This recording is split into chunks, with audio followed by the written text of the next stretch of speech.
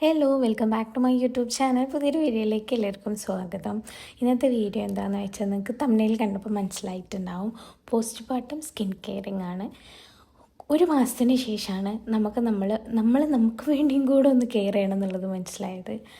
ഇതുവരെ ബേബിനെ ഫീഡ് ചെയ്യുക, ബേബിനെ ഉറക്കുക, baby കരിയുമ്പോൾ ബേബിനെ feed ചെയ്യുക, ഇത് തന്നെയായിരുന്നു ഒരു റൊട്ടീൻ എന്ന് പറഞ്ഞാൽ.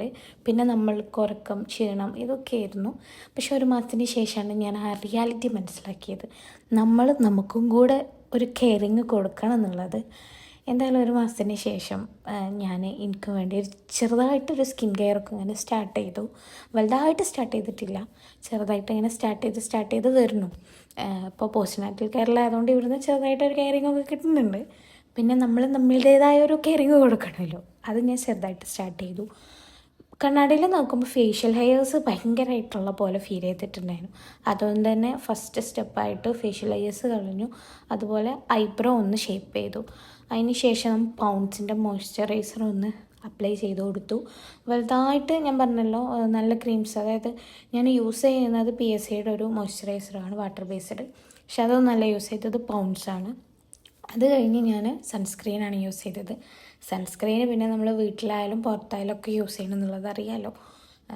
വീട്ടിൽ അകത്തായാലും UV രശ്മികൾ നമ്മുടെ ഫേസിലേക്ക് വരും. അതുകൊണ്ട് തന്നെ നമ്മൾ ഉള്ളിലിരിക്കുമ്പോഴും സൺസ്ക്രീൻ ഇടണം. പിന്നെയെന്ന് പറഞ്ഞാൽ ഞാൻ ലിപ് ബാമാണ്. അപ്പോൾ നോർമലി നെയ്യുണ്ടല്ലോ, അത് വെച്ചിട്ടാണ് ഞാൻ ലിപ് ബാം ഇട്ടത്. കാരണം എന്താണെന്ന് വെച്ചാൽ ഫുഡ് കഴിക്കുന്നതാണ്, അതുപോലെ ബേബിക്ക് ഫീഡ് ചെയ്യുന്നതാണ്. അപ്പോൾ ഇതൊക്കെ അകത്ത് പോണ സംഗതികളാണ്. അപ്പോൾ അത് വിചാരിച്ചിട്ട് ഞാൻ ഗീ ആയിരുന്നു ലിപ് ബാമായിട്ട് യൂസ് ചെയ്തത്.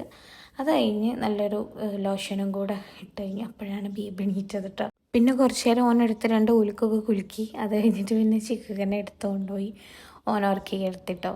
പിന്നെ കംപ്ലീറ്റ്ലി ഞാൻ ബേബിക്ക് വേണ്ടിയിട്ട് സ്ട്രെസ് എടുക്കണമൊന്നുമില്ല. കാരണം എനിക്ക് കുക്കിംഗ് കൂടെ ഉണ്ടായതുകൊണ്ട് 2 പേരും ഈക്വലായിട്ട് എല്ലാം ചെയ്യുന്നുണ്ട്. അല്ല, ഇങ്ങനെ തന്നെ പോട്ടെ, കൊപ്പകളൊന്നും ഇല്ലാതെ പോയിട്ട്.